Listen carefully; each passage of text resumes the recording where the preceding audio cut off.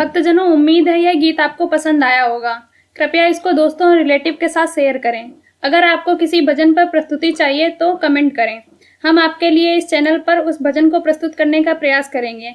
अगर आपने हमारे YouTube चैनल को सब्सक्राइब नहीं किया है तो तुरंत सब्सक्राइब करें और बेल आइकन दबाना बिल्कुल ना भूलें। धन्यवाद।